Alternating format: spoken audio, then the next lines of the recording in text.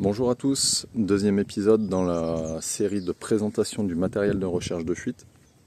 Aujourd'hui je vous présente mon Aquaphone A200, donc appareil d'écoute de chez Séverin. Donc là c'est un appareil qui va nous permettre plusieurs choses, dont l'écoute au sol, avec cette cloche. On va venir fixer la canne dessus, voilà. Donc ça c'est la première utilisation possible. Bon là je fais ma petite vidéo dans l'herbe, mais l'idéal c'est d'écouter sur un sol vraiment plat comme l'enrobé. On a cette partie qui doit bien venir en contact avec le sol. Ensuite on va pouvoir fixer, alors là, hop, je vais faire du mieux que je peux à une main, c'est pas facile. Fixer la perche, bon là c'est pas serré, mais dans cette configuration là, on va pouvoir venir directement sur les bouches à clé, quand elles sont pleines. Là ça fait un petit peu comme l'appareil que j'utilise, donc le Theralog, précédente vidéo, le Theralog de chez Von Roll, où moi je viens coller mon capteur, mon aimant directement sur un pic. Donc là, moi, on est en filaire et ici, on est sans fil. Donc là, tac, on vient descendre directement dans sa bouche à clé. S'il y a de la terre, ça nous permet d'aller en contact sur le carré de manœuvre. Donc voilà pour la perche. Ensuite, sur l'appareil, on peut également venir se raccorder, hop, avec un capteur qu'on peut aussi placer directement sur les poteaux incendie, sur un compteur en direct si on n'a pas les bouches à clé, sur les carrés de manœuvre. On peut effectuer du vannage également, hein. On pose ça sur sa clé de barrage et on manipule. Donc le casque sans fil. Ensuite dans l'appareil, ça se présente, hop, on va chercher qu'il y ait moins de reflets. Ça se présente comme ça. Donc là j'ai rien de raccordé, donc c'est en grisé, les petites icônes. Est-ce qu'on voit bien? Ouais. Donc la canne, le casque, ils sont pas raccordés, donc ils sont pas allumés, donc c'est logique. Dans cet appareil, on va pouvoir... Alors, désolé, j'ai du mal à trouver le bon angle. Donc j'ai changé d'environnement. Là la luminosité, elle va nous permettre de voir ce qui se passe sur cet écran. J'en ai profité pour accorder, pour connecter le casque. Et donc la cloche sur la canne. Donc là, écoute au sol. Donc là on est sur une dalle de béton par exemple. C'est bien stable, il n'y a pas de problème. Donc sur cet écran on a quoi? On a une valeur. Une valeur par rapport à la puissance du bruit que l'appareil va détecter. Ici on va pouvoir choisir la sécurité. Si un bruit est trop fort, ça va venir se couper. Donc le volume du son.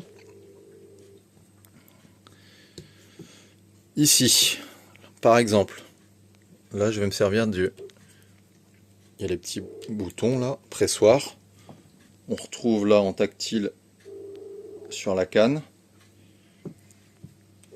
Donc là, j'appuie. Je prends une mesure. Elle apparaît ici.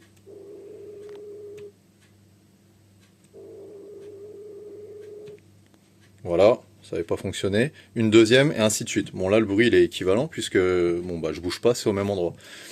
Mais là admettons on traque une fuite au sol, on suit un branchement, au fur et à mesure soit on s'en éloigne, soit on s'en rapproche, le bruit va varier, ça nous fait un repère. Donc on a cette valeur, on a cette jauge, on a ces histogrammes. Ici donc nos filtres, là voilà, je clique ici, je peux jouer avec celui-ci, je clique ici, je décale de ce côté-là, donc les hertz, on peut zoomer, élargir le champ, tac, tac, pas plus vite, voilà ainsi de suite. Par la suite, alors là si je fais ça, il va faire un scan automatique On n'en touche à rien. Bon, voilà. Donc là, il resserre. Le bruit qu'il détecte, finalement, il le prend entre 350 et 650 Hz. Donc voilà pour les filtres. Que dire de plus? Donc là, on voit comment dire, la capacité de la batterie pour chaque élément. Donc l'écran, la canne, le casque. Si on vient ici, mesure, on va avoir différentes fonctions. Généralement, on n'y touche plus. Application, détection fuite. Donc là, stabilisé, en l'occurrence. C'est la config actuelle. Tac, hop. Là, van, par exemple. Bon, là, il me met la cloche en rouge parce que dans la logique, on mettrait le capteur, comme j'ai montré tout à l'heure. Voilà, universel, ça va pas. Bah, je sais même pas en fait. Brancher l'UM200 à l'A200. Bon, ça, j'utilise pas. Moi, de toute façon, c'est la cloche, la perche ou le capteur. Voilà. Mode localisation de conduite, ça, moi, je n'utilise pas. Là, l'idée, c'est de présenter ce que j'utilise. Pour aller plus loin, en soi, il y a les notices du matos quand on l'a. Mais ça, oui, clairement, moi, je ne l'utilise pas, donc je ne vais pas m'avancer là-dessus.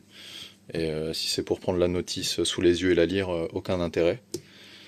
Donc voici, pareil, oui, éclairage, tout ça, bon, les menus, l'heure et compagnie. Une fois que c'est fait, enfin, on n'y touche plus. Donc voilà pour notre écran, les principales fonctions. Et je vous reprends pour finir avec les plus et les moins. A tout de suite. Conclusion pour notre A200, Aquaphone de chez Séverin. Ça, j'en ai pas parlé. On va pouvoir l'attacher à la taille, comme une ceinture. On a des petits bitoniaux ici, pour venir clipser. On va pouvoir l'avoir à la taille, avec la bandolière ici, qu'on vient mettre là, qu'on passe autour du cou. Moi, j'utilise que ça. Je le mets sur les crochets du bas, et en gros, il est autour du cou. Donc, ça fait son poids. Tout ce qui est accessoire, c'est ok. Donc les plus, les moins. Les moins. Les moins, ça dépend de l'utilisation. Le poids, j'ai envie de dire, suivant ce qu'on fait. Ça m'arrive quand, par exemple, j'ai un autre appareil en SAV, ou pour changer un petit peu aussi, histoire que l'oreille se fasse à tous les appareils. Si je pars en écoute directe, donc avec la perche, bon là j'ai tout rangé, ça veut dire ça autour du cou. Le casque, pas forcément lourd, mais assez gros, ça donne chaud. La canne, ça commence à faire du poids. Sinon, c'est quand même plutôt solide, mais c'est assez lourd. Après, en tant que vraiment pur aquaphone, écoute au sol, c'est top, il n'y a pas de souci. Le véhicule, il est pas loin, on se sert de ça, c'est vraiment bien. Donc, bon là, j'ai un peu mélangé plus et moins. Mais donc, moins, j'ai parlé du poids. Après, c'est costaud. Qu'est-ce qui resterait entre guillemets négatif?